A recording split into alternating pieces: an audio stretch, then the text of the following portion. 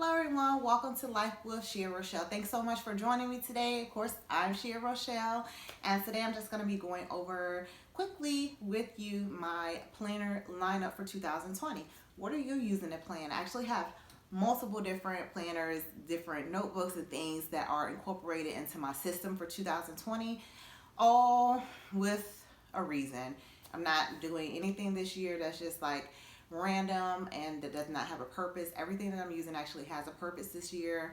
I'm trying to make it to where I stay in the perspective of what I'm using right here for all of 2020. I'm not down with moving around a whole lot this year. I have a lot more that I need to focus on. So this is what I have going on for my planners. Let's go ahead and take a look and see what we are working with.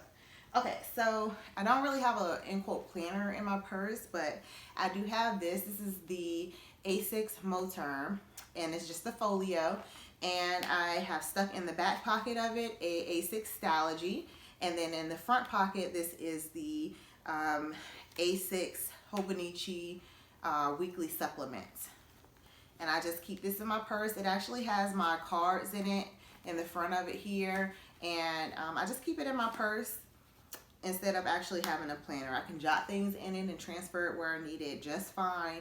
Being in here when I need to go in the store to shop, my cards are already in here. The only thing that I'd say that this is missing is a wristlet. Am I the only one who likes a good wristlet? I love my wallets that have the wristlets on them, and so when I transfer over to this for my wallet instead, that was like the major downside of it. The other main downside is that I have nowhere to put my lip balm. I really do like carrying around my lip balm when I am actually going out and about shopping, and there is nowhere to put it in here.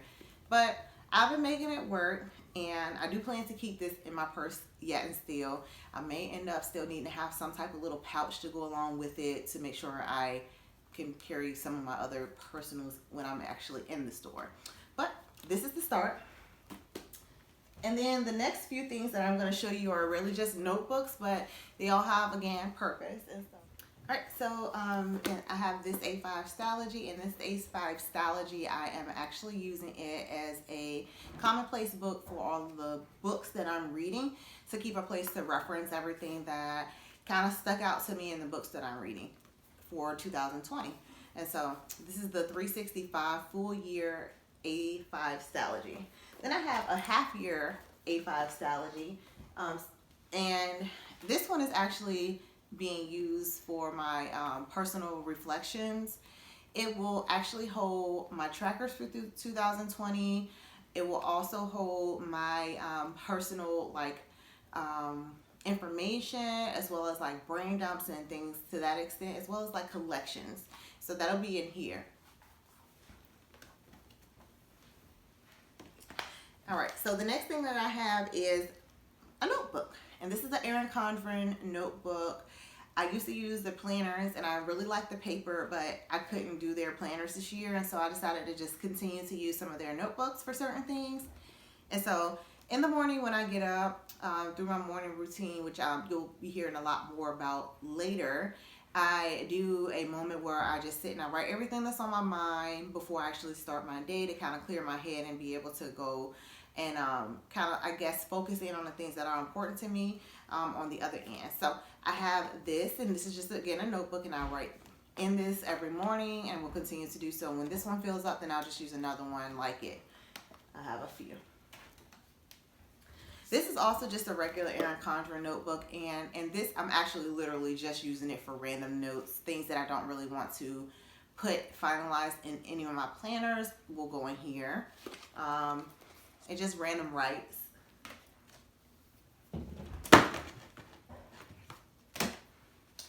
All right, so the next thing that I have here is my 2020 Power Sheets Goal Planner. This has been an awesome tool to keep me accountable for focusing on the goals that I have set for 2020, and I feel like it's going to be something that really helps me to be more on point with accomplishing the things that I need to do to get to the place that I see myself at the end of this year.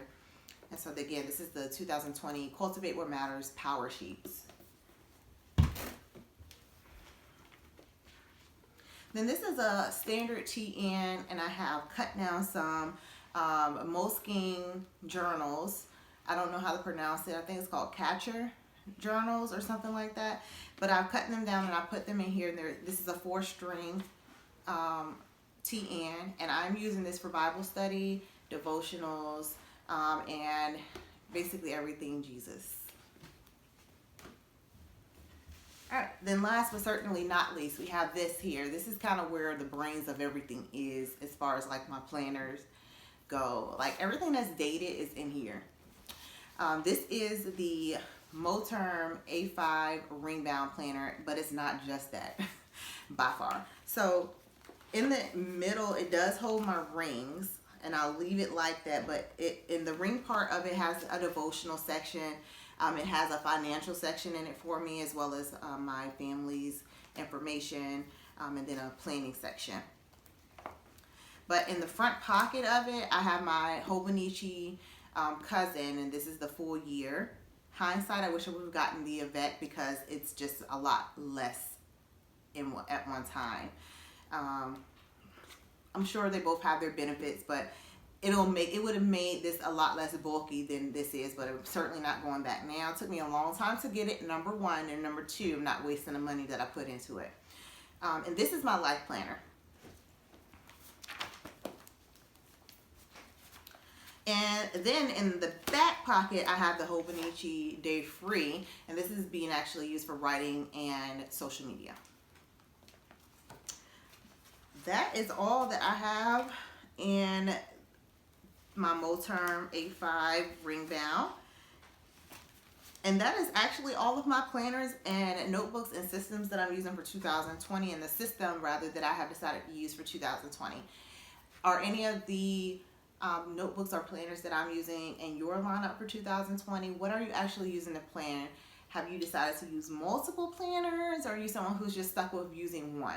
I tried to be that only one planner person, but it was not working for me. I definitely needed to have things in different places, possibly because I compartmentalize. I'm still a lot less decorative planning and more functional planning. I don't do a whole lot of decorative planning anymore, so that's a major difference in the factor that I've changed some things from last year to now. And so yeah, are you a decorative planner? Do you do more functional planning? And if you are a functional planner, what is your choice of planner for functional planning? Let me know.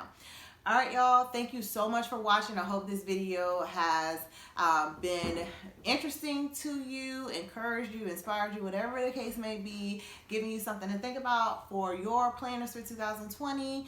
And I certainly hope that you will like this video if you did, and make sure you subscribe to my channel if you're not already. I'll catch you guys on Friday. I'll actually be posting my Word of the Year video, so stay tuned. See you in the next video. Bye.